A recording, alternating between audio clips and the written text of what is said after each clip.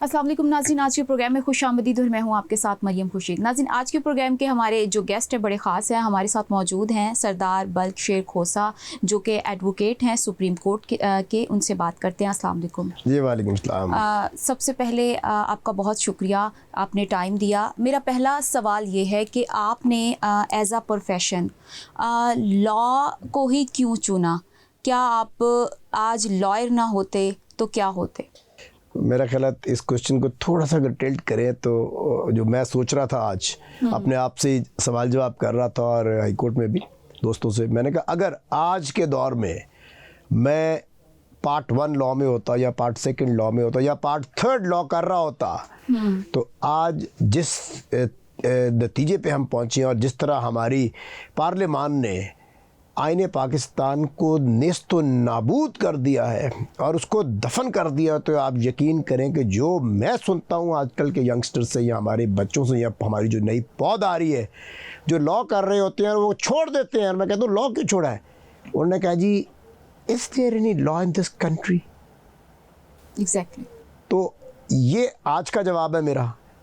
और जो 98 से पहले लॉ किया वो उसका जवाब ये है कि उस वक़्त हम देखते थे कोई लॉ एंड ऑर्डर सिचुएशन देखते थे, कोई बड़े वकील को बहस करते देखते थे कोर्ट के अंदर, बड़े जजेस को, जो मैं बड़ा जज इसलिए कह रहा हूँ कि वो बड़े जज थे जो सुनकर कानून के मुताबिक फैसला करते थे। डंडी तो उस वक्त भी मारते थे लेकिन अब तो डंडी नहीं, अब तो डंडा है। अब तो वो कंसेप्ट ख़त्म हो चुका है। बिल्कुल। अब तो ईमानदारी रखना एक जिसको कहते हैं the more dishonest you are the more you are respected, the more you have finances, the more sincere loyal honest you are, the more you hit the poverty. बिल्कुल सही कहा आपने। एक मारूफ कानूनी और सियासी ख़ानदान से ताल्लुक़ रखते हैं, तो लतीफ़ खोसा का बेटा होने के नाते आपको इसका फ़ायदा हुआ या नुकसान हुआ, या कभी ऐसा महसूस हुआ कि आपकी जो शनाख्त है आपके वालिद के नाम के पीछे कहीं छुप गई है? देखें जी, फ़ायदा नुकसान आपने बड़ी एक खूबसूरत बात की है। I take it in a lighter mood side पे। नुकसान ये हुआ कि जब से पीटीआई में आए तब से हमले भी हुए, मुझे गोली भी लगी। ये अभी पिछले महीने फिर मुझ पर हमला हुआ जी, 2023 में हुआ। जी, उसके बाद फिर हुआ। फिर तो हुआ। आप तो ये नुकसान है और इस नुकसान को मैं सर आंखों पे रखता हूँ और इसको मैं अपनी प्राइड समझता हूँ और मैं इसको अपने लिए एक बाइसे एजाज़ समझता हूँ लतीफ़ खोसा का बेटा होना। बिल्कुल बिल्कुल। ये जो हमला हुआ ये आपकी क्या ज़ाती दुश्मनी थी या फिर आपको पेशा वराना काम से ये सारी चीज़ें जुड़ी हुई थी और जिसके नतीजे में आपको ये सारी चीज़ें फेस करनी पड़ रही हैं? एक हमला होता है, उसके बाद फिर दोबारा हाल ही में दोबारा दूसरा हमला होता है, तो क्या लगता है आपको? जी, जब से पीटीआई ज्वाइन की है तब से दुश्मनियां भी हो गई हैं और ये दुश्मनियां किनसे हैं ये पूरी कौम जानती है। और उससे पहले प्रोफेशन का ये 28वां साल है, उससे पहले ना कोई दुश्मनी थी, ना कोई लिटिगेशन की दुश्मनी थी, ना किसी फरिश्तों से दुश्मनी थी। और जब से पीटीआई में आए, पीटीआई के एमएनए बने, तो तब से दुश्मनियों के एक नया अंदाज में एक चीज़, एक चैप्टर खुल गया हुआ है। नहीं तो ये आपको लगता है कि ये सारी चीज़ों को आप जो किया गया तो पर्सनल लिया जा रहा है? 2023 का जो हमला है उसके जो मुल्जिमान हैं अभी तक गिरफ्तार नहीं हुए, आप खुद, आपका पूरा ख़ानदान इस फील्ड में है, उसके बावजूद अगर आपको इंसाफ नहीं मिल रहा तो एक आम बंदा क्या एक्सपेक्ट करेगा? आपका बिल्कुल यही सवाल है। मैं अदालतों में भी यही कहता हूँ कि जब कभी इस मौजू पे बहस होती है, मैं कहता हूँ जी मैं तो आज तक अपने मुल्ज़िमान इस हुकूमत से, जो नकवी साहब की भी थी, जो मरीम नवाज़ की भी है, आज तक नहीं उनको गिरफ़्तार ये कर सके। और वो भी 2 थे जिन्होंने हमला किया था, जिन्होंने घर पे हमला किया, ये भी 2 थे। और अगर तो ये मेरे मुल्ज़िमान को नहीं गिरफ़्तार करना चाहते या ख़ुद ही अटैक करवाते हैं तो इसका जवाब इन्होंने देना है। सही। तो आपको क्या लगता है कि ये पीटीआई ज्वाइन करने की इसके पीछे मेन रीज़न है या कोई और आपकी पर्सनल कोई रंजिश किसी के साथ हो सकती है? जिस पीटीआई ज्वाइन करने के पीछे तो आई डोंट थिंक सो कितना बड़ा आप पे बार बार अटैक्स हो रहे हैं और ऐसी क्या स्टेटमेंट दे बैठे आप कि जिसकी बेस पे आपको ये सारा कुछ जो है बर्दाश्त करना पड़ा? देखिए जी, the heavy baggage you carry the heavy baggage with you. That is my father and my father's legacy and which we are carrying on. और हम, क्योंकि आपको पता है इमरान खान के लॉयर भी हैं उसके जी। केसेस भी करने जाते हैं, किसी ना किसी तरीके से धमकाया जाता है कि केसेस में मत पेश हो, कभी लिफ्ट बंद कर दी जाती है वालिद साहब के इस्लामाबाद हाई कोर्ट में। सो ये वाक़यात क्यों होते हैं, इसका जवाब अवाम ने देना है और अवाम को बखूबी इल्म है कि इसका जवाब क्या है। आपकी मीडिया को भी इल्म है कि रोका जाए, इनको रोका जाए, ये प्रोसीड ना करें केसेस में, ये इनकार कर दें। भाई क्यों करें, ये हमारा प्रोफेशन है। हम कोई सियासत चमका कर वकील नहीं बने, हम अच्छे वकील अल्हम्दुलिल्लाह अल्लाह के हुक्म से, अल्लाह ताला, मैं तो पहले कहता तो हम तो दुनिया के नालायक तरीन लोग हैं, लेकिन अल्लाह ताला ने उसकी शफ़क़त, उसकी मेहरबानी मोहम्मद आले मोहम्मद सल्लल्लाहु अलैहि वसल्लम के सदके नवाज दिया है, तो लोग वकील रखना पसंद करते हैं। ज़रदारी साहब भी हमें वकील रखते थे, बेनज़ीर भुट्टो शहीद भी हमें वकील रखी। आप नाम ले, फारूक लगारी साहब भी, आप नाम ले, किसने नहीं। हमने तो जब हमारे पास हनीफ अब्बासी साहब का केस आया वालिद साहब के पास कि ड्रग्स का था, ही रिफ्यूज़ कि मैं ऐसे केस नहीं लेता, घटिया केस हैं। राना सलाउल्लाह उनके खिलाफ केस है, हमने रिफ्यूज़ किया ताकि पॉलिटिकल डिफरेंसेस थे। तो हम ये भी रिफ्यूज़ कर सकते थे, रिफ्यूज़ इसलिए नहीं किया कि वाकई ज़्यादती हो रही है एक शख्स के साथ। आपने तो दीवार के साथ क्या, आपने तो चुन दिया इनको, पीटीआई वालों को। जिंदगी मौत देखे अल्लाह के इख्तियार में है, बिल्कुल। और एक दिन जब मरना है तो वो तो गोली क्या, वो तो फरिश्ता गोली नहीं देखता, वो आता है और आपकी रूह कब्ज करके ले जाता है। तो इसलिए हम बिल्कुल नहीं डरते, अल्लाह की ज़ात से डरते हैं, झुकते उसके आगे हैं, और हमेशा सच और हक के साथ खड़े रहने में ही फौकियत है और यही हुसैनियत है।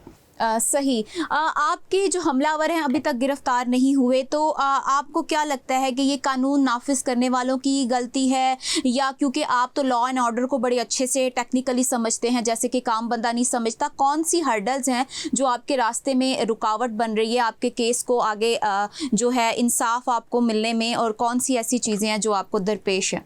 देखिए जी, मैंने तो इन्वेस्टिगेशन ऑफिसर को मिल भी गया हूँ, ज्वाइन भी किया है, उनको वकूआ भी दिखाया, सब कुछ किया। आज भी मेरी उनसे बात हुई है, उन्होंने कहा जी हम देखते हैं, ढूंढते हैं। तो मैंने कहा जी ये अब आपका काम है, मेरी तरफ से ताउन जो था, जो करना था वो मैंने कर दिया, अब बाकी ताउन आपने करना है।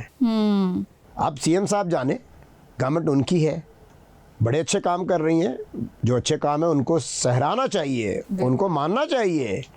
और जहाँ पर अगर कोई, मैं तो ये कहता होता हूँ कि अगर मैं चीफ मिनिस्टर होता और ये मेरी जगह होती तो मैं इनके घर चला जाता, कि मैं भूल गया हूँ कि हमारे पार्टी के डिफरेंसेस हैं, मैं खुद आया हूँ आपके पास कि आपको क्या चाहिए, सिक्योरिटी चाहिए, प्रोटेक्शन चाहिए, आपको इन्वेस्टिगेशन में क्या चाहिए, कौन सा ऑफिसर चाहिए, आप कैसे मुतमईन होंगे।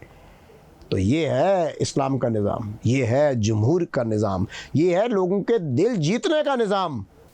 खुदा जाने ये निज़ाम कब आएगा।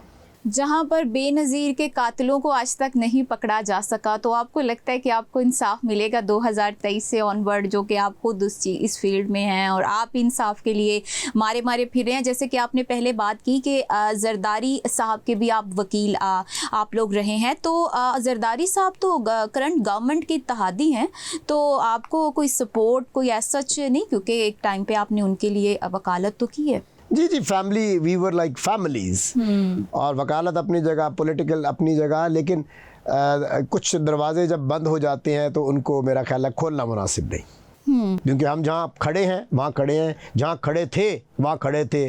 तो हमारा कोई ना यू टर्न आता है, ना ऑफ़र्स एक्सेप्ट करनी आती हैं, और ना हमारा ये रवैया है, ना ये हमारा ये ब्लड में है कि आप एकदम यू टर्न ले के बगैर रीज़न के चलो। जरदारी साहब ने पार्टी से मेरे वालिद को ऑन एयर शो कहा था कि उनसे हमारा कोई ताल्लुक़ नहीं है, हमने पार्टी कभी नहीं छोड़ी थी। उन्होंने कहा था जी उनका पीपल्स पार्टी से कोई ताल्लुक़ नहीं है। तो फिर उसके बाद खान साहब ने रिक्वेस्ट करके, बुशरा बीबी ने रिक्वेस्ट करके ज्वाइन करवाई। ठीक है। एक साबिक निगरान वज़ीर आला ने आपको सिक्योरिटी दी थी, बाद में वापस ले ली, आपको नहीं लगता कि सिक्योरिटी वापस लेना एक गलत फ़ैसला था? अगर कुछ हो जाता, कोई जानी नुकसान हो जाता, तो इसके ज़िम्मेदार कौन होता? ज़िम्मेदार तो ये स्टेट होती है, क्योंकि स्टेट ने तो इंश्राइन किया हुआ है आर्टिकल 9 के तहत कि life and liberty has to be secured. और जब मेरे पहले कातिल ने पकड़े गए, जिन्होंने मुझे गोली लगी, मुझे 3 गोलियां मारी, एक मुझे लग गई और मैं 3 महीने हॉस्पिटलाइज रहा, अल्लाह ने नई ज़िंदगी दी, मर के बचा, और बाजू भी ज़ाया हो सकता था, अल्लाह ने कोई करम किया अपने हबीब मोहम्मद सल्लल्लाहु अलैहि वसल्लम के सदके। तो ना मैंने इनसे सिक्योरिटी मांगी थी उस वक़्त, ना मैंने इनसे कहा था कि सिक्योरिटी वापस लो, इन्होंने खुद ही सिक्योरिटी दी, उन्होंने कहा जी आपकी जान को ख़तरा है। और आप पे ये अटैक हुआ है और ये अननोन है, तो आपकी जान को खतरा, आपकी फैमिली की जान को खतरा है, तो लिहाजा आपको हम सिक्योरिटी दे रहे हैं। तो सिक्योरिटी इन्होंने अपनी मर्जी से दी थी और इन्होंने विक्टिमाइज्ड करने के लिए कि पीटीआई ज्वाइन कर ली है, इन्होंने सिक्योरिटी जानकर वापस ली। और मैंने अभी तक इनसे सिक्योरिटी का नहीं कहा कि सिक्योरिटी दे, सिक्योरिटी देना स्टेट का काम है। बिल्कुल सही बात है। पाकिस्तान में जो लाखों केसेस हैं वो ज़ेरे इल्तवा हैं, पेंडिंग हैं, जहां पर आप जैसे लोगों को इंसाफ हासिल करने में मुश्किलात का सामना है, तो आपको क्या लगता है कि हमारे ये इस बहरान का सबसे बड़ा जिम्मेदार और इस निज़ाम का सबसे बड़ा जिम्मेदार कौन है? देखिए जी, इस निज़ाम में जो सबसे बड़ी जिम्मेदारी आती है वो पार्लियामान की आती है। ठीक है। अगर पार्लियामान, अपोजिशन और गवर्नमेंट एक पेज पे आ जाए, चाहे वो पिछली गवर्नमेंट थी चाहे वो अब की गवर्नमेंट है, अब तो आप अपोजिशन को तो आपने तो चुन दिया है, नहीं चुन दिया है, आपको ज़रूरत ही नहीं है, आप कहते हो हमें ज़रूरत ही नहीं है अपोजिशन की। जो गवर्नमेंट थी वो अपोजिशन है, जो अपोजिशन है वो गवर्नमेंट है इस वक्त, और ये सच है कि it's written on the wall. बिल्कुल। सो जब तक आप सही लोगों को नहीं लेकर आएंगे तब तक जमहूर पिनप नहीं सकता, तब तक लेजिस्लेशन हो नहीं सकती। इस वक्त जो लेजिस्लेशन हो रही है वो ये नहीं कर रहे। आज आप मेरा स्टेटमेंट याद कर लें, the moment this government steps back और इनको घर भेजा जाएगा, तो पहली स्टेटमेंट होगी वज़ीर आज़म साहब की कि हमारे पास तो इख्तियार ही कुछ नहीं था। ये आज आप नोट कर ले और आप चलाइएगा ये क्लिप ज़रूर मेरा। जो भी हुकूमत आती है जाती है वो यही कहती है, उन्होंने कहना जी हमें तो डिक्टेट किया जाता था और हमें टाइम पीरियड पूरा नहीं करने दिया। जी, हमें तो डिक्टेट किया जाता था। इनको वाकई डिक्टेट किया जाता है क्योंकि इनके इख्तियार में कुछ भी नहीं है। इनके इख्तियार में आप यकीन करें एक एसपी की पोस्टिंग ट्रांसफ़र तक नहीं ये कर सकते जब तक इनको अफसरान बाला, इनके माई बाप परमिशन नहीं देते। ये बता देंगे आप थोड़ा सा? जी, इनके माई बाप जो हमें नज़र नहीं आते और नज़र भी आते हैं, खलाई मखलूक जिसको फरिश्ते कहते हैं, फरिश्ते कहते हैं। फरिश्ते देखे नज़र नहीं आते, आम बंदे को तो नहीं पता इस बात का कौन है। देखे थे फरिश्ते तो नज़र ही नहीं आते। और हम तो वोट लेकिन सिर्फ तब नज़र आते हैं जब उन्होंने मौत कब्ज़ करनी हो, रूह कब्ज़ करनी हो, तब नज़र आते हैं। तो मौत के फरिश्ते हुए ना जी, मौत के फरिश्ते हुए। तो इसलिए आवाम डरती है अब कि अवाम तो इनको वोट दे के लेके आती है ना कि ये हमारे मसाइल हल करेंगे, हमारे जितने भी इश्यूज हैं हम इनके पास जाएंगे, हमें ये उसका हल मिलेगा। तो नहीं, आपकी बात ठीक है, लेकिन जहाँ पर कोई चूँ चुनाव होती है वहाँ पे फ़ौरन मौत का फरिश्ता दिखाया जाता है। ठीक है। अदलिया और पार्लियामेंट के दरमियान जो इख्तियारात हैं उसकी कशमकश पे आपका क्या मौक़िफ़ है? हद कहाँ ख़त्म होती है और तजावीज़ कहाँ से शुरू होती हैं? अदलिया रह गई है, ये बताएं मुझे, कौन सी अदलिया की आप बात कर रही हैं? कहाँ की अदलिया की आप बात कर रही हैं? पेंडिंग केसेस मैं आप भी बताता हूँ। एक फैमिली केस है जो 2 जनवरी से चल रहा है, ठीक है। कुरान कहता है और सुप्रीम कोर्ट की जजमेंट से अगर माँ ने दूसरी शादी कर ली है तो बेटा या बेटी जो है वो बेटी खास तौर पे वो नामहरम हो जाती है और वो बाप को दे दी जाए और दादी को दे दी जाए।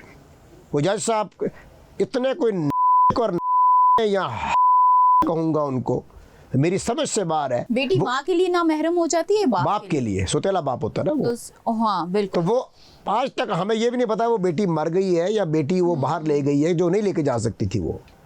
तो वो आज तक ऑर्डर नहीं कर सके कि इसको बच्ची को पेश किया जाए कि जिंदा है, मर गई है, बाप को मिलाया जाए, विजिटेशन राइट्स उसको दिए जाए। वो 2 साल बाद जाके पता लगा कि इस खातून ने शादी कर ली है और फलानी जगह रहती है। तो ये आपकी अदलिया का तो हाल है। आपने अगर 35,000 केसेस ले गए आप जो फेडरल कॉन्स्टिट्यूशनल कोर्ट में 35,000 आपने सुप्रीम कोर्ट में कर दिए हैं, तो वो केसेस कहाँ पे सॉल्व हो रहे हैं मुझे बताएं आप। हाई कोर्ट में अंबार लगा हुए केसेस का आप देखें, सेशंस में आप देखें, चलो हाई कोर्ट सुप्रीम कोर्ट को तो छोड़ देना, वो तो कम केसेस हैं।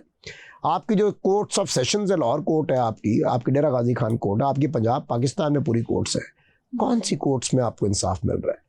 बिलक रहे होते हैं बच्चे वहाँ पे जो गए होते हैं, ना बिजली का इंतज़ाम है, प्रॉपर लाइट गई है तो जज पसीनों पसीन बैठा हुआ है या बैठी हुई है। तो मैं तो अक्सर कहता होता हूँ कि आप अपनी चॉइस से जज बने हैं। अगर आपको पता है कि 300 फाइल का फैसला नहीं कर सकते, तो ये आप जब पढ़ रहे थे, वकील थे, तब भी आपको पता था। या तो वो 300 फाइल करके उठे या वो 300 फाइल उनको ना मार्क की जाए और जजेस की तादाद बढ़ा दी जाए। ये तो आपकी है नीचे की लेवल पे हाल हो। तो अमीर और गरीब के लिए कानून क्यों? जी बिल्कुल मुख्तलिफ है, इसमें कोई शक नहीं है। अमीर के लिए और है, गरीब के लिए और है, ऑपोजिशन में जो बैठे हैं उनके लिए कानून और है, उनके लिए तो है ही नहीं। और जो गवर्नमेंट में बैठे हैं वो कानून को मोम की तरह मरोड़ तोड़ के अपने मुताबिक उसको एडजस्ट कर लेते हैं। और जो अब आपने ये तारामीम करके जो जुडिशरी की अपॉइंटमेंट की है और जो जुडिशरी को आपने एग्जीक्यूटिव के ताबे कर दी है, और जब जो आपकी बात नहीं मानता आप उसको ट्रांसफ़र करके उठा के फेंक देते हैं। पहले कर्टिसीज होती थी, पहले एटिकेट्स होते थे, पहले वैल्यूज़ होती थी, पहले कस्टम्स होते थे कि चीफ जस्टिस बाकायदा तौर पर सीनियर जज से या अपने कुलीग जजेस से पूछते थे जी आपको फलानी जगह ट्रांसफ़र करने लगे, आपको कोई एतराज़ तो नहीं है? तो वो अगर कहते थे एतराज़ है तो उनको ट्रांसफ़र नहीं किया जाता था। अब अगर आप एतराज़ करेंगे you will be deemed to be off your chair, आपके रेजिग्नेशन एक्सेप्ट कर लिया जाएगा, आपको निकाल दिया जाएगा, आपके खिलाफ इंक्वायरी होगी कि आपने ये बात क्यों नहीं मानी। सो आप कौन सी अदलिया की आप बात कर रही है? अब तो पहले तो मार्शल लॉ लगता था, अब तो जुडिशियल मार्शल लॉ लग गया है इस मुल्क में। जुडिशियल मार्शल लॉ आपने ऐसा लगाया है कि अब आपको ज़रूरत ही कोई नहीं है असेंबली तोड़ने की, आपने जो करना है यहीं बैठ के करना है। आप एमएनए को डी-सीट कर सकते हैं बैठे बैठे, आप एमपीए को कर सकते हैं, आप सेनेटर को कर सकते हैं, आप सदर पाकिस्तान को कर सकते हैं, आप वज़ीर आज़म को कर सकते हैं, आपको जिसका दिल जो चाहे आप जिस तरह चाहें। इस कौम का आपने बेड़ा गर्क कर दिया। 26वीं आपने फिर महंगाई इतनी कर दी है, इतनी महंगाई कर दी है कि लोग आपको बद्दुआएं दे रहे हैं।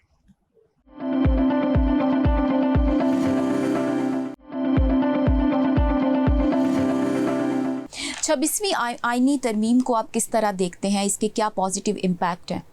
देखिए जी, इसके पॉजिटिव इम्पैक्ट तब होने थे जब आप ऑपोजिशन को ऑन द बोर्ड लेते। भुट्टो साहब ने आइन बनाया तो उन्होंने ऑपोजिशन को ऑन बोर्ड लिया। जरदारी साहब ने अमेंडमेंट्स की तो ऑपोजिशन को ऑन बोर्ड लिया, उन्होंने वोट दिया। आपने ऑपोजिशन को ऑन बोर्ड लिया, उनकी माएँ बहनें बेटियां उनकी नंगी तस्वीरें आपने करके जो भी आपने किया वो मजबूर थे वोट देने पे। तो ये कौन सा आइन है? आपने जुडिशरी का जो हाल किया है, आपने जो तरामीम के थ्रू किया है, आपने जो सिलेक्शन ऑफ, ये मुझे बता दें, सिविल जज का इम्तिहान है, एडिशनल सेशन जज का इम्तिहान है, हाई कोर्ट के जज का इम्तिहान ही कोई नहीं है। कमाल नहीं हो गई? सही, यानी कि जिसका इम्तिहान कोई नहीं है। आपने जो सेशन जजेस थे, जो जूनियर तरीन थे, आपने उनको हाई कोर्ट का जज लगा के बिठा दिया। कौन सा क्राइटेरिया है आपका यार? कोई तो एग्जाम होता है हाई कोर्ट के जज का कि ये एग्जाम है कि तुमने सजाएं दी और तुमने इसके साथ ऐसा सलूक किया, तुमने उस वक्त फलाने का सर फाड़ दिया, तुमने उसको ये कर दिया, उनको हाई कोर्ट का जज बना देते हैं। If this is the criteria, आप यकीन करें, ये हम तो इस प्रोफेशन से जुड़े हुए हैं, हमारे तो ब्लड के अंदर है वकालत, खून के आंसू रोते हैं हम ये देख के हालात। मत दो रिलीफ यार, कम से कम खुदा का वास्ता है। अगर एक पॉलिटिकल केस आ जाता है तो उसमें आपका रवैया और है, अगर एक ऑपोजिशन के वकील के बेटे का केस आ जाता है उस पर रवैया और है आपका, अगर एक गवर्नमेंट के वकील के बेटे का केस आता है जिसको आता ही कुछ नहीं है उस पर आपका रवैया और है। अगर कोई आम वकील एक आता है यंगस्टर बड़ा मेहनती, आप उसके मुंह पे उठा के फाइल मारते हो। तो अल्लाह पाक तो कुरान में कहता है कि मैंने तो अपने इख्तियारात काजी को दे दिए हैं, और अगर काजी उसमें बेईमानी करेगा, लचक दिखाएगा या हलचल भी करेगा तो क़यामत के रोज़ उस साइल का हाथ, उसका गिरबान और दोज़ख का सबसे निचला दर्जा होगा उस काजी के लिए। और जब ये रिटायर होते हैं, आप यकीन करें, आज एक रिटायर इस किस्म के फिर रहे थे जज साहब हाई कोर्ट में अकेले, और मैंने अपने शागिर्दों को कहा, मैं कहा बेटा इनका किरदार ये था और आज इनको मुंह कोई नहीं लगा रहा। तो ये अंजाम ना सिर्फ दुनिया में अल्लाह दिखाता है, ये आखिरत में भी दिखाता है। बिल्कुल, मतलब यही कह सकते हैं कि हम फेवरेटिज्म पे सब कुछ चल रहा है। जिसके पास पैसा है उसके लिए कानून क्या, वो सब कुछ जो चाहे वो करे, उसके लिए कोई कानून नहीं है। कानून है तो सिर्फ गरीब के लिए है। लेकिन इसके साथ अगर मैं बात करूं, वकला की हड़तालें, आपको नहीं लगता कि इंसाफ के अमल को ये मुतासिर करती हैं? एक आम साइल जो है उसका कसूर क्या? जज तो बड़े खुश होते हैं जब हड़ताल हो जाती है नीचे वाले कि जान छुट्टी काम नहीं करना पड़ना, और अगर एक वकील पेश भी हो जाए तो वो कहते हैं वकील साहब हड़ताल है। क्या जज को जेब देता है ये कहना कि हड़ताल है? कौन सी कानून की डिक्शनरी में हड़ताल का लिखा हुआ है? कौन से सीआरपीसी में हड़ताल, कौन से आईने पाकिस्तान में हड़ताल लिखा हुआ है? कोई थोड़ा हमें भी तो अपना रवैया दुरुस्त करना चाहिए। देखिए, हमने आइन बचाया, हमने पाकिस्तान बचाया 2007 की तहरीक में, हमने हड़तालें की, there was a purpose for हड़ताल। जब आप लॉन्ग मार्च करते हो, हड़ताल करते हो, if it is without purpose we don't own it. But अब अगर वकील इकट्ठे हो गए हैं और हड़ताल कर रहे हैं, there is a cause to save the constitution, to save the people of Pakistan. तो जो एजेंडा उनका होता है वो हासिल कर पाते हैं हड़तालों से? 2007 में तो कर लिया था हासिल। 2007 में कर लिया था। क्या ये सिस्टम हड़तालों का कि आपको इंसाफ नहीं मिल रहा तो आप ब्लॉकेज कर दो, हड़ताल कर दो, डॉक्टर्स को नहीं मिलता तो डॉक्टर्स हड़ताल कर देते हैं, तो क्या ये सिस्टम ठीक है? देखिए, आईनी हक तो आपको पूरी दुनिया में है ना। आप लंदन में करते हैं तो आप हाइड पार्क में वहाँ पे एक जगह बनाई हुई है, वहीं पे आप इकट्ठे होते हैं, हड़ताल करते हैं, but you don't block the roads. आप गाड़ियाँ नहीं तोड़ते, हम तो करते हैं। आप ATM मशीनें नहीं चलाते, आप बसें नहीं जलाते। बाज़ औक़ात यहाँ पर भी जलवाई जाती है। यहाँ पर खुद बंदे अपने भेज के प्राइवेट वो उसमें जो शलवारे कमीज़ों में होते हैं उनको भेज के जलवाया जाता है, घेराव किया जाता है, मार कुटाई की जाती है। जब मेरे वालिद के सर पे डंडा मारा जब 2007 की तहरीक में और खूनो खून हो गए, वो तमाम हर जगह, वो मुझे कहने की भी ज़रूरत नहीं है, तो उस कांस्टेबल ने मुशर्रफ को ख़त लिखा कि जनाब वकीलों के सबसे जो फन्ने खान था उसको मैंने पूरी कोशिश की मर जाए, सर पे डंडा मारा, तो लिहाजा मुझे प्रमोशन दी जाए। और वो सफ़ेद सलवार कमीज़ में था, उसने अपनी पुलिस की वर्दी उतारी हुई थी। सो फिर आप इस किस्म के लोग बीच में भेजते हैं अपने। सही। पाकिस्तान मुसलसल आईनी बहरानों का शिकार है और इस चक्कर में बुरी तरह फंस चुका है। इससे निकलने का क्या रास्ता आपको लगता है, क्या होना चाहिए, क्या है? देखिए जी, इसका एक ही रास्ता है जो मैं आपको आज बता रहा हूँ, और ये होना है, कल आज परसों होना है, ये मैं आपको बता रहा हूँ। There has to be a national government now. ये सिस्टम आपको पैकअप करना पड़ेगा, नेशनल गवर्नमेंट आपको बनानी पड़ेगी, इसमें आपको इमरान खान साहब को इस टेबल पर बिठाना पड़ेगा। और ये तमाम केसेस आज के नहीं, हमने फारूक लगारी साहब पे भी देखे थे, हमने नवाज शरीफ साहब पे भी देखे, हमने जरदारी साहब पे भी देखे, बीबी शहीद पे भी देखे। ये सारे केसेस इसी तरह सजाएं होती हैं। उसके बाद आखिर में ये जब आप जुल्फ़िकार अली भुट्टो को सजाए मौत दी गई और आपने पिछले साल फैसला किया कि सजाए मौत गलत दी गई थी, तो खुदा का वास्ता है थोड़ा सा कोई पाकिस्तान के हाल पे रहम कर ले। बार बार भुट्टो नहीं बनता, बार बार इमरान खान नहीं आता, बार बार आसिफ अली जरदारी या बिलावल भुट्टो या नवाज शरीफ या शहबाज शरीफ, ये बार ये लोग नहीं आते। आपको इन सबको, फौज को चाहिए जिसका बहुत बड़ा किरदार है। आपकी फौज ना हो, आपका मुल्क नाउज़ बिल्ला, मेरे मुंह में खाक, आपको इसराइल इंडिया खा जाए। बिल्कुल। गिव क्रेडिट टू योर पाक आर्मी। पाक आर्मी है, फौज है, तो आप हैं। अब फौज को चाहिए कि ये नफरतों की सियासत यही ख़त्म करवा सकते हैं। इनको चाहिए इन सब सियासतदानों को एक पेज पे बिठाएं। इसमें कोई दूसरी राय नहीं है कि ये मुल्क हमारी फौज चला रही है। इसमें मुझे कोई ना शर्म महसूस है, ना मैं इसमें कोई टॉन्ट कर रहा हूँ। हमारा मुल्क ये फौज चला रही है। आप देखें ईरान के साथ, आप देखें अमेरिका के साथ, आप देखें किस अंदाज में हमारी फ़ौज ने स्टैंड लिया और किस अंदाज में हमने इसराइल का मुंह बंद किया, और किस अंदाज में चाइना, हमने ये सारा ब्लॉक और ये सबको इकट्ठा कर दिया। किसके लिए? किसकी इज्जत बढ़ी? पाकिस्तान की। बिल्कुल। आपके पासपोर्ट की इज्जत बढ़ी। तो लिहाजा अगर फ़ौज पूरी दुनिया में आपकी इज्जत बढ़वा सकती है तो क्यों नहीं ये फ़ौज पूरी पॉलिटिकल पार्टीज़ को इकट्ठा एक पेज पे बिठाए, और हमारी पॉलिटिकल पार्टीज़ भी थोड़ा सा फ्लेक्सिबल और इनके साथ इकट्ठा बैठे। क्योंकि ये जितने सियासतदान, जितने वज़ीर आज़म, वज़ीर आज़म आए, ये फ़ौज की सपोर्ट से ही आए हैं। चाहे वो भुट्टो साहब थे, चाहे वो बेनज़ीर साहिबा थी, जितने आए हैं ये फ़ौज की सपोर्ट से आए हैं। मैं आपसे सपोर्ट लेता हूं आज, कल को मैं आपको कहूं get out, that's not how it works out. लेकिन पॉलिटिकल पार्टीज तो अपना मफाद देखती हैं, जहां पे उनको वोट लेने हो, जैसे कि अभी जो गिलगित बल्तिस्तान के इलेक्शन थे तो पीपल्स पार्टी ने डायरेक्टली ओपनली क्रिटिसिज्म किया नून लीग पे, जिनके साथ इत्तेहाद बना के गवर्नमेंट बनी है।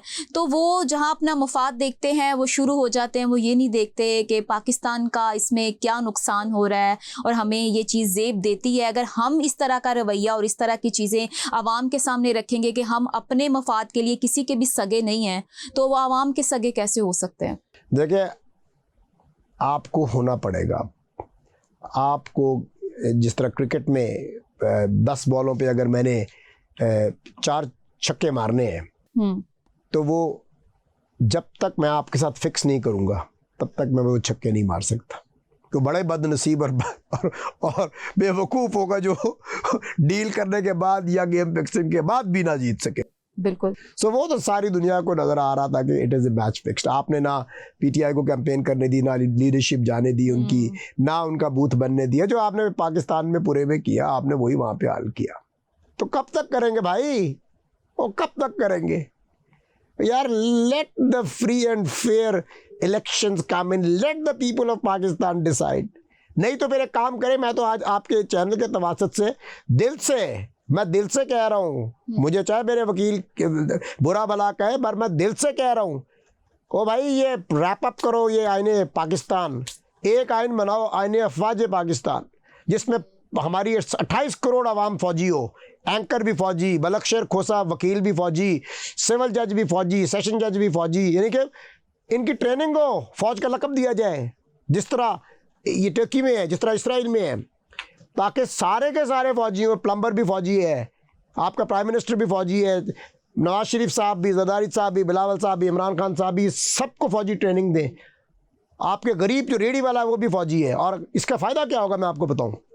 एक तो रोज़ रोज़ ये शक खून नहीं होगा, नंबर एक। नंबर दो, रोज़ रोज़ जो आप घर बेचते हैं गवर्नमेंट्स को, ये आपका करोड़ों खरबों बच जाएगा। नंबर तीन, किसी मुल्क में, लेबनान में, किसी छोटे मुल्क में, अफ्रीका में, इथोपिया में, कहीं पे कोई क्राइसिस आता है तो आप अपनी आवाम जो फौजी है उसको भेज सकते हैं, उनको रोज़गार लग जाएगा।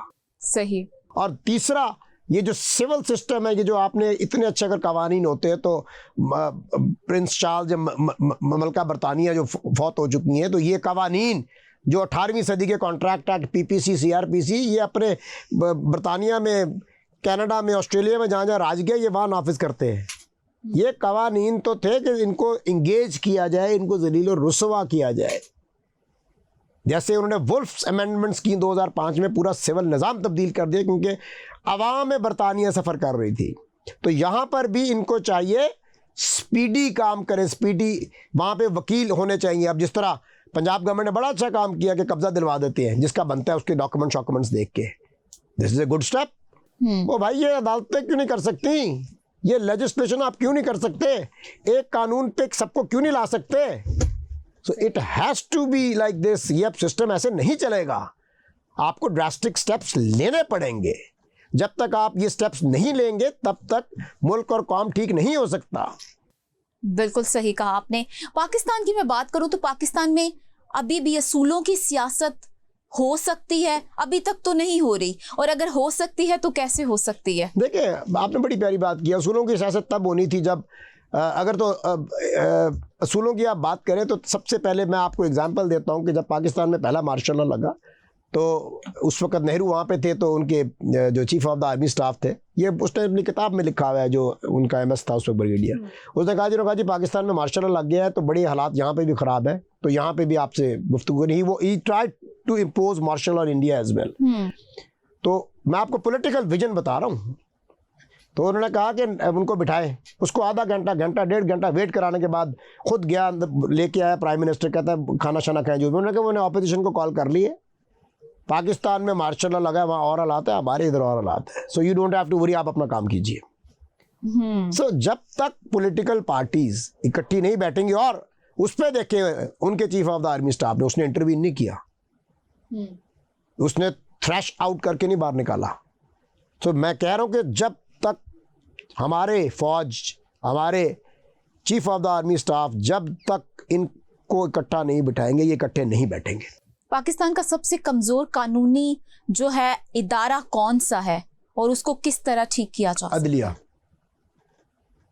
सबसे कमजोर इदारा हमारा है। मैं आपको यकीन से कह रहा हूं, वसूख के साथ कह रहा हूं कि अगर आप एक, जिस तरह मार्शल लॉ लगता है ना, एक फरिश्ता अगर हर अदालत में आ जाए तो ये अपना काम छोड़ देंगे और काम उठेंगे और ये उठ के अंदर चले जाएंगे कि शायद हमें उठाकर बाहर फेंकने लगे। ठीक, मैं फिर कहूंगा, आपकी फौज ये मुल्क चला रही है, ये मुल्क बचा रही है, ये मुल्क चला भी रही है, ये मुल्क बचा भी रही है। लिहाजा मुल्क चलाने दें सियासतदानों को, आप मुल्क बचाएं, क्योंकि सियासतदान मुल्क नहीं बचा सकता। हमारा पुलिस वाला मुल्क नहीं बचा सकता, हमारे फौजी शहीद होते हैं। कभी नहीं सुना होगा ब्यूरोक्रेट शहीद हुआ है, कभी नहीं सुना होगा सियासतदान शहीद हुआ है, कभी नहीं सुना होगा बॉर्डर पे कि एक रेडी वाला, एक दुकानदार, एक ब्यूरोक्रेट, एक बिजनेसमैन, ये तुर्रा इम्तियाज हमारी फौज को जाता है। जिसका सहरा है उसको दे। आप मुल्क बचाएं, सियासत हमें करने दें। सियासत में हमें सपोर्ट करें, अपोजिशन को भी सपोर्ट करें, और इन सबको इकट्ठे एक पेज पे बिठाएं। मैं आज से मुनीर साहब से गुजारिश करूंगा, इन सबको एक पेज पे बिठाएं और पिछली रंजिशें छोड़ दें। और यार आप तो हाफिज़ कुरान है, आपके अगर कुरान आपको क्या मैं सिखाऊं? अल्लाह कहता है कि जिस तरह मुझसे इस्तग़फ़ार, तौबा और माफ़ी मांगता है, इस तरह लोगों को माफ़ करते। तो let's reconcile for the people of Pakistan, for the sake of this परचम। सही। Let's get together, let's sit together, let's do good for the Pakistan, for the people of Pakistan. दिल खुदा की कसम खून के आंसू रोता है जब ये FIA वाले रोज ऑफलोड करते हैं लोगों को, रोज ऑफलोड करते हैं। ओ भाई जाने दो, कोई पढ़ने जा रहा है। और किसी ने लंदन जाके, अगर मेरा बेटा जाके लंदन में वो वहाँ जाता है और अपनी डिग्री ले लेता है और वहाँ पे सेटल हो जाता है पासपोर्ट लेने के लिए, तो तुमने गरीब के बच्चे को तो नहीं रोका। वो भी ये करने जा रहा है ना। सही। किसी का पासपोर्ट मिल जाएगा तो यार तुम्हारा क्या जाता है? इतना टैलेंट हमारा बाहर चला गया है, और आप लोगों के ये भी नहीं देखते कि उसने 2.5 लाख की टिकट खरीदी हुई है, उसने 10 लाख आगे एडमिशन का भरा हुआ है। तो कुछ खुदा का खौफ करो, ये ओहदे इकट्ठे सारी ज़िंदगी नहीं रहने, और ये ओहदों से तुमने हट जाना है। अल्लाह पूछेगा तूने कितना लोगों का पैसा खाया, हराम खाया, तूने कितना ज़ाया किया। ये भी हराम खाने में जाता है जब आप अपने इख्तियारात को नाजायज़ इस्तेमाल करते हो। मैं क्रेडिट देता हूँ मोहसिन नकवी साहब को कि वो खुद इमिग्रेशन पे पहुंच के उन्होंने कई लोगों को, जिनको इन्होंने ऑफलोड करने के लिए खड़ा किया, उनको ट्रैवल करवाया। ये तो आवेगा आवे बिगड़ावे, ये खुद कहते हैं FIA वाले। DD थे 4 दिन का मेहमान है, DG FIA भी 4 दिन का मेहमान है, ऐसी तो इतने रहना है। ये सोच बदलनी है। सही। मेरा आखिरी सवाल, आजकल अदालती फैसलों पर सोशल मीडिया ट्रायल शुरू हो जाता है, आपको लगता है ये आज़ादी इजहारे राय है या अदालती निज़ाम पर दबाव है? देखिए, इस पे तो लेजिस्लेशन हो चुकी हुई है कि आप कोई चीज़ ऐसी पोस्ट नहीं कर सकते जो पेंडिंग है। आप कोई चीज़ उस पर डिस्कशन आप कर सकते हो। यानी कि सपोजिवली एक बंदे ने चोरी की है, मैंने उसकी तस्वीर लगा दी कि इसने मेरा मोबाइल उठाया है, कि जहाँ पे मिले मैं 10,000 रुपया नाम दूंगा, ये करूंगा, वो करूंगा, फलाना करूंगा। You can't do that, you can't do that. इस पे FIR होती है जो PK एक्ट आपका बना है कि मैंने पिक्चर खिंचवाई अपनी मर्जी से, आपने उसको वायरल कर दी, there will be an FIR against you. आप डिफेम कर रही हैं मुझे। सही। सो अब तो ये बड़े अच्छे कवानीन भी आ गए हैं, लेकिन बदकिस्मती ये है ये कवानीन की इम्प्लीमेंटेशन में प्रॉब्लम आती है। आप देखें, एक हमारे वकील साहब हैं राणा साहब, अभी पिछले दिनों पे गुलबर्ग पे उनके साथ वाकया हुआ है, और वो लड़कियां आई हैं, लड़की उसका मोबाइल और वो वॉलेट उठा के ले गई है। उसका मैं नाम भी बता देता हूँ, वो उसका मोबाइल और वो उठा के ले गई हैं, और द मोमेंट उसने 15 पे कॉल की है, राणा समी ही इज़ ए लॉयर, उसने 15 पे कॉल की है। कॉल करके पुलिस वाले आए हैं, पुलिस वालों ने मैकडॉनल्ड्स वालों से, स्टाफ से इंक्वायरी की है जो गार्ड खड़े थे। उन्होंने कहा हाँ जी ये सामने लड़कियां बैठी हैं गाड़ी में, ये इनका गाड़ी में आई हैं, वीडियो देखी है, मोबाइल भी उठा के ले गई हैं और गाड़ी भी उठा के ले गई हैं, वो उसका जो है वो ये जो है रिमोट भी ले गई हैं उठा के। तो उन्होंने कहा कि उनसे दिलवाओ मेरी चीज़ें वापस। वो 15 वाला गया है पुलिस वाला, वो उनसे चीज़ें लेके आया है। द मोमेंट वो लेके आया, वो लड़का बाहर खड़ा था, पीछे से लीड के डाले आए हैं, क्योंकि वो असर और रसूख कोई पंजाब के कोई सेक्रेटरी साहब या जो भी थे अल्लाह जाने, उनके कोई असर और रसूख वाली बच्चियां थी, वो एलीट वालों ने आके उनको मारा है, मार मार फना कर दिया, पसलियां तोड़ दी हैं। तो ये यहाँ पे कानून गरीब के लिए और है, अमीर के लिए और है। वो आज तक बच्चा रोल रहा है, उसकी FIR नहीं हो सकी। वो अभी मुझे मिला था आपके शो से पहले, खोजा साहब क्या करना, मुझे इसके फ़ोन आ रहे हैं, मैं क्या नाम लूँ, किस किस के फ़ोन आ रहे हैं। अगर ये आम बकुआ हुआ होता तो अभी तक FIR हो चुकी होती, और वो बिहाइंड द बार होता, चाहे वो लड़का था, लड़की थी, चाहे वो कोई भी था। सही। बहुत शुक्रिया। आज का प्रोग्राम का हमारा टाइम खत्म हुआ चाहता है, आपके टाइम का बहुत शुक्रिया। आज के प्रोग्राम से इतना ही, मुझे इजाज़त दें। अल्लाह हाफिज़।